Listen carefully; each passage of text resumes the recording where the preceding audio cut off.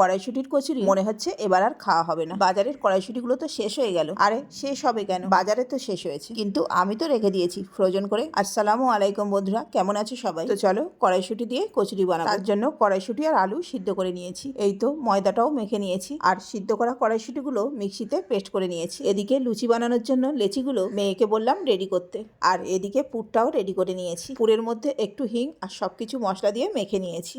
আর এখানে মেয়েকে বললাম কড়াইশুটির পুর দিয়ে লেচিগুলো রেডি করতে। তো সবগুলো রেডি হয়ে গেছে, এবার লেচিগুলো বেলে নিচ্ছি। আর হ্যাঁ, কড়াইশুটির পুরের মধ্যে সবকিছু মশলা বলতে জিরে, ধনে আর মরিচের গুঁড়ো, পরিমাণ মতো লবণ আর অল্প একটু হিং। আর এখানে দেখো বেলাও হয়ে গেছে। কড়াইশুটির কচুরিগুলো ভাজার জন্য আগে থেকেই কড়াইয়ে তেল দিয়ে বসিয়ে রেখেছিলাম। তো চলো এবার ভেজে নেওয়া যাক। অল্প একটু হিং দিয়ে ময়দাটাও মেখে নিয়েছিলাম। কচুরিগুলো দেখো কতটা ফুলকো হয়েছে। এক এক করে কচুরিগুলো সব ভেজে নেব। আর কড়াইশুটির কচুরিগুলো একটাও কিন্তু ফেটেও যায়, আর খেতে না সত্যি অসম্ভব সুন্দর। আর কড়াইশুটির কচুরির সাথে কালো জিরে দিয়ে আলু কষা। চলো তোমাদেরকে একটা দেখা, একদম পুর ভর্তি করে দেয়া। তো চলো খেতে হবে তো।